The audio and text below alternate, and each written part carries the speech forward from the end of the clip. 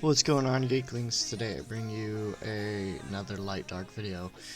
In this video, in this update I guess, I am going to show you my completely farmable and free-to-play friendly GB10 team that you can acquire yourself and start pushing into GB10. Now, there's a little bit of a rune requirement to it, but I guess without further ado, let's go ahead and dive into the team. So,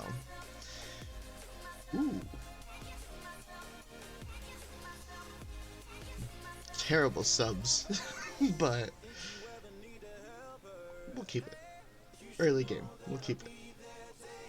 Alright, so, yeah, we don't care about your buying stuff. I don't want to buy things. So let's get into the team. So, right off the bat, first monster, Fran. What does Fran offer us? Besides being a fairly phenomenal healer on her skill 3, it's an attack power buff and an immunity and an AoE heal that heals for a fairly decent amount. Now, her recovery amount is also proportionate to her attack power, but you don't want to build just attack on Fran because she's a 3-star unit, so her health is pretty yikes. Her base health is pretty yikes. You do want a little bit of HP on her, so don't build full attack on her. I wouldn't suggest it anyways. Her second skill is a single target purify and a single target heal. And then her first one here, her first attack has a chance to break attack power for 2 turns and remove some of the attack bar of the giant, which this whole team's idea, the whole idea behind this team is not letting the giant get a turn off, or at least not very often. So she fits in there because of that. And then her leader skill, attack speed by 10% for when you want to start speeding up the runs. That's when her leader skill will come in. Vero, yes, you have to go fuse Vero. I haven't really found a really good replacement for Vero for this team, so I really strongly suggest fusing him before you start doing this. But his first attack, it just applies a dot continuous damage.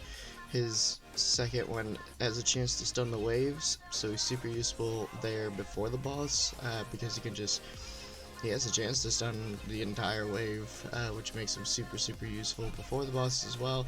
And this is where he becomes super important on the boss, as he removes harmful effects. So he can remove that defense break that you're guaranteed you're going to get because you can't control the boss and the tower. At least not right off the bat, not early game. You won't be able to control the boss and the tower, and you want to control the boss more because the boss's sweep attack is going to wreck you if it actually gets off, especially if your defense break is up. This is why you need Vero. There's not many cleansers. I didn't find a good farmable cleanser, light dark cleanser to start the game, so Vero has to go in here. Every turn he will remove, when it's his turn, at the start of his turn, he will remove a harmful effect from every member of your team and heal them for 3% per harmful effect removed.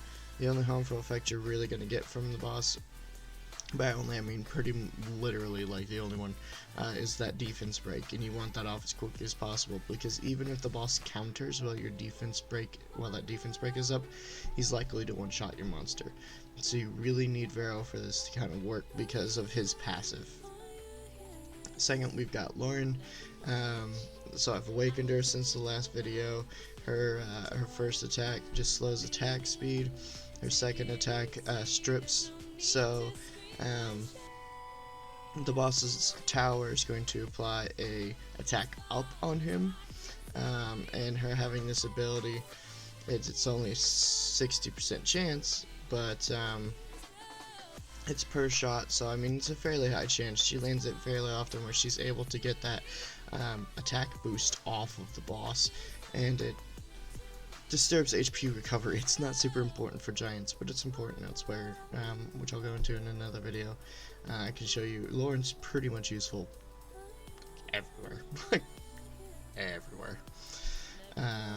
We've got Bella Dion, who eventually I will second awaken. She's the second monster in line to get second awaken, mostly because I don't have her fully skilled up, and I'm already halfway through Second Awakening the next monster, but sorry y'all. Anyways, first attack, it's a defense break. It lands quite a lot. Oh, that was something else I forgot. Back up just a smidgen. Lauren's passive decreases the enemy's attack bar, which again stops the giant from having a turn, and has a chance to defense break for 75%. So it's quite often that it lands. And then when she doesn't land, Bella does.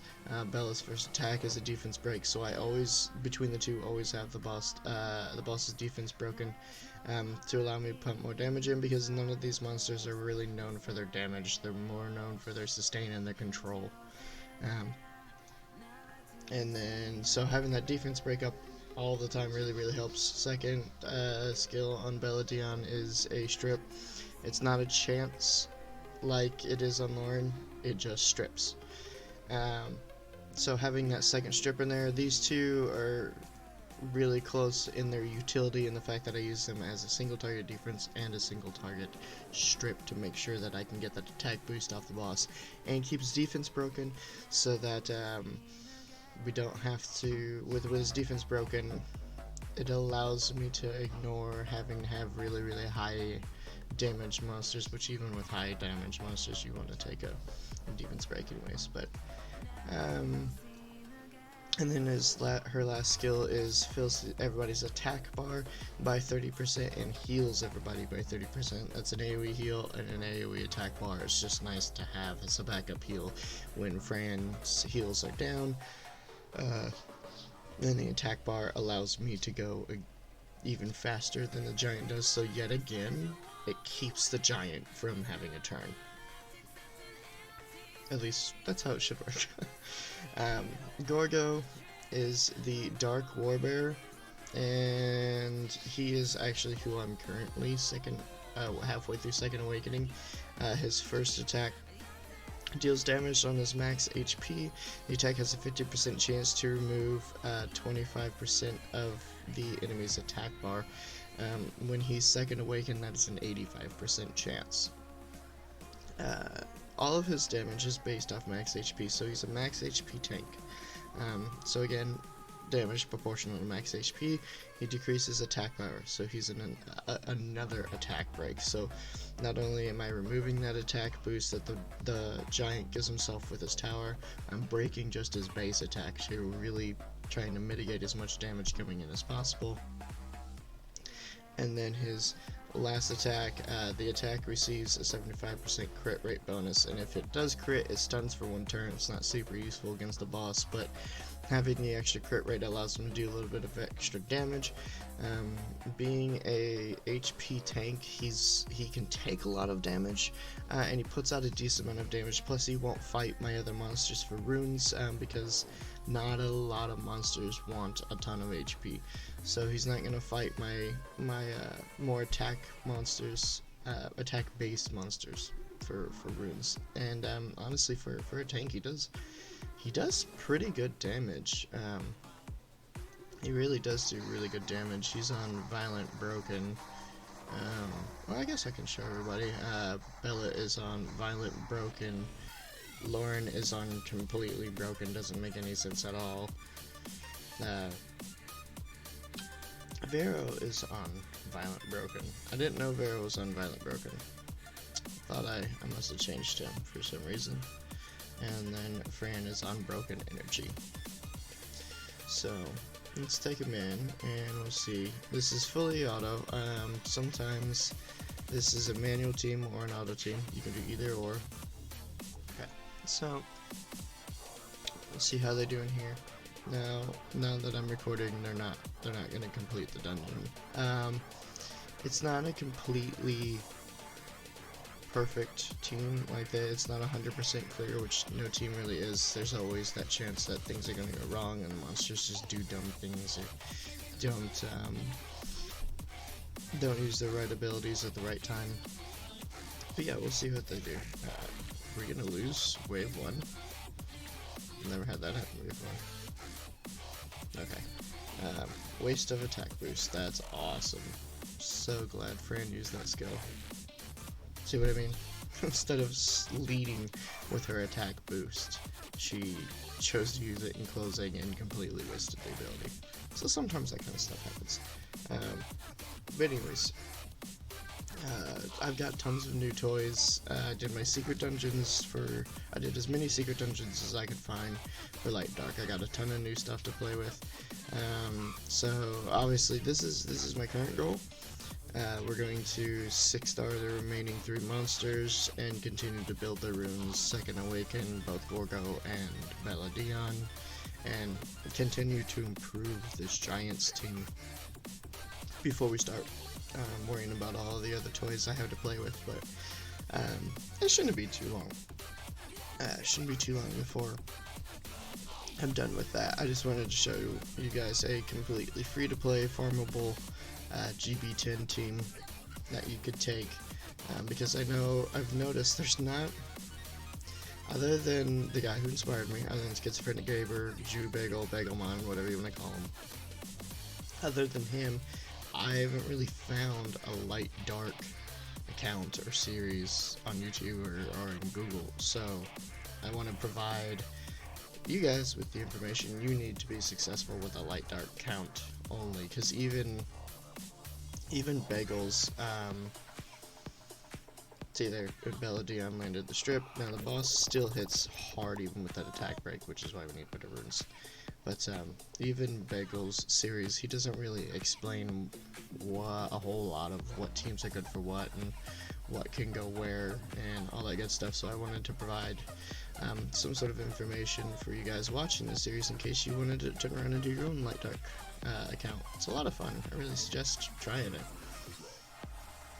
So this is kind of one of Vero's downsides, is he puts all those dots up, but unless the boss actually takes a turn, the boss doesn't receive the damage from the continuous effects. The boss actually has to take a turn for those continuous effects to turn over, and he take damage from it. So, okay, we lost Lauren. There's the cleanse from Vero. Okay. Fran kept herself up. Oh, Bella. Ooh, that was close. So we lost the second strip, but we should be able to still close it out. You're going to lose monsters quite a lot in your early runs. I just wouldn't worry about it too much. But yeah, so that's the team. 238 is the fastest that this team has ever achieved. I did take, in my last video I had Lapis in here. I took Lapis out, replaced with Beladion, so it is fully Light Dark and it's fully farmable. So I hope you guys enjoyed the video. If you have any questions about the monsters and how I rune them, I can make a video on that as well. So for now, thank you for watching, enjoy it, and I will see you guys next time. Bye bye.